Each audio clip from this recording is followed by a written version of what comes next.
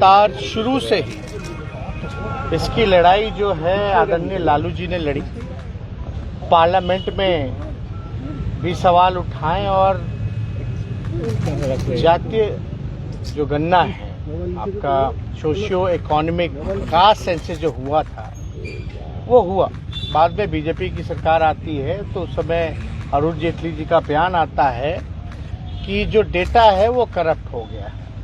तो कहीं ना कहीं से जो इतना देश का सबसे महंगा जो सेंसस हुआ उसका कोई डेटा हम लोगों को नहीं उपलब्ध हो पाया। और ये सब लोग जान रहे कि ये हम लोगों के प्रस्ताव से, लालू जी की लगातार लड़ाई से बिहार विधानसभा में 2 बार पारित हो गया। तो ऑल पार्टी तो था ही, सर्वसम्मति से पास हुआ, तो इसकी कोई गुंजाइश नहीं रहेगी। सब लोग सहमत थे। जब पार्लियामेंट में मना किया गया कि भाई भारत सरकार जो है जाति जनगणना जो है वो नहीं कराएगी, तब हम लोग थोड़े बेचैन हुए और हमने विधानसभा में इस बात को उठाया। अब 2 प्रस्ताव रखे थे कि प्रधानमंत्री जी से मिली या तो राज्य सरकार मना कर देती है भारत सरकार तो राज्य सरकार अपने खर्चे पे कराए। तो ये हम लोगों ने किया। उसके बाद कई देर विलम्ब हुआ। चलिए विलम्ब हुआ, क्या कारण था अब हमको उस पर नहीं जाना, लेकिन ये हमारी जीत है, ये लालू जी की जीत है और ये बिहार के गरीबों की, सभी लोगों की जीत है। इससे पता चलेगा भाई कौन दिहाड़ी मजदूर है, कौन जो है माइग्रेट करके रहता है, कौन ढेला धोता है, कौन ठेला ढोता है, कौन कचरा साफ करता है, कौन भूमिहीन है, कौन भीख मांगता है। इससे जो स्पष्ट पता चलेगा और काफी फायदा जो है इस चीज की होगी। आज भी हम लोगों ने सुझाव में हम लोगों ने सब कुछ रखा कि इसमें एंथ्रोपोलॉजिस्ट भी होने चाहिए, सोशल जो एंथ्रोपोलॉजिस्ट होते हैं, ताकि जब डेटा कलेक्ट करें तो उसमें सब चीज को कलेक्ट करके एक रूपरेखा जो है वो बताने का काम किया। एंथ्रोपोलॉजिस्ट जो है वो मंडल कमीशन जब था उस समय भी रखा गया था, क्योंकि कई जातियां उपजातियां हैं, कई नाम हैं, तो एक सही फिगर जो है उनके सामने आएगा तो उसका विश्लेषण ये बता सकते हैं कि कैसे क्या है। तो एक तो ये था, एक हम लोगों का था कि भाई जगह नहीं, ये लीगली कोई बाधा ना बने, तो इस पे भी क्योंकि दिखवा लेना चाहिए और उसकी शुरुआत करनी चाहिए, तो वो भी जो है बाधा दूर होगी। और ये तो जातीय आधारित गणना यानी कास्ट बेस्ड जो है सर्वे इसका जो है नाम है, और ये कास्ट बेस्ड सर्वे है ना कि सेंसस। तो ये स्पष्ट हो जाना चाहिए सभी लोगों को कि ये जातीय आधारित गणना है, यानी कास्ट बेस्ड सर्वे ये हो रहा है। तो ये हम लोगों की जीत है और सारी चीजें। एक चीज और है महत्वपूर्ण था कि भाई खर्चा जो होगा ये बहुत ही महंगा होगा, इसका खर्च बहुत लगेगा। देखिए बिहार पिछड़ा राज्य है, गरीब राज्य है, और ये तो पूरे देश में हो जाता अगर बीजेपी केवल एक कॉलम जोड़ देती। तो जितना खर्चा में सेंसस हो रहा है देश का जो एप्लीकेशन द्वारा हो रहा है, तो उतना किसी राज्य पे ये अतिरिक्त बोझ नहीं पड़ता। अगर एक कॉलम ही माना था, बिहार में मान गई तो देश में मानने में क्या जरूरत, कौन सी बुराई थी भाई।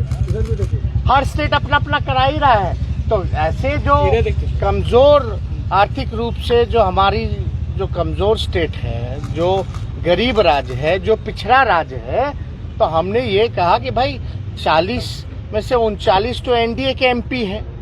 40 में से 39 जब एनडीए की एमपी है, यहाँ भाजपा 4 ही है, हम लोगों की संख्या राज्यसभा में है और 1 कांग्रेस के लोकसभा में है, तो हम लोग जो है इस बात को पार्लियामेंट में उठाएं और ये भी मांग करें कि भाई जो खर्चा जो होगा वो भारत सरकार व्यय करे।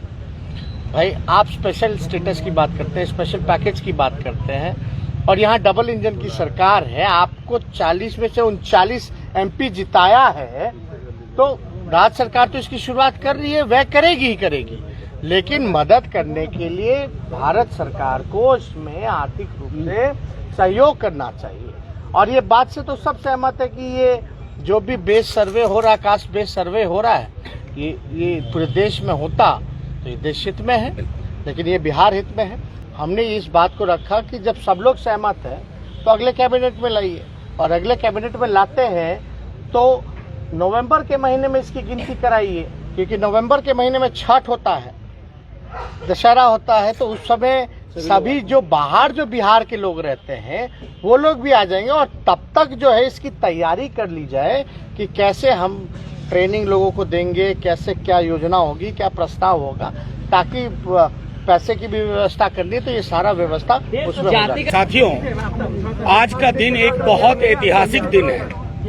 1 जून 2022, आज तकरीबन 12-14 वर्षों से जो लड़ाई लड़ी जा रही थी, हमारे राष्ट्रीय अध्यक्ष लालू जी ने सदन से लेकर सड़क तक जिसकी वकालत की, पैरोकारी की, आज वो सफलीभूत हुआ है। थोड़ा टाइमलाइन देखिए। माननीय नेता प्रतिपक्ष तेजस्वी जी ने जब केंद्र की सरकार ढुलमुल रवैया अपना रही थी, उन्होंने सीधे तौर पे संकेत दिया कि अगर जातिगत जनगणना की मांग नहीं मानी गई तो मुरहो से लेकर के पार्लियामेंट तक, दिल्ली तक पद यात्रा करेंगे। इसका एक जन उभार बना, जन दबाव बना।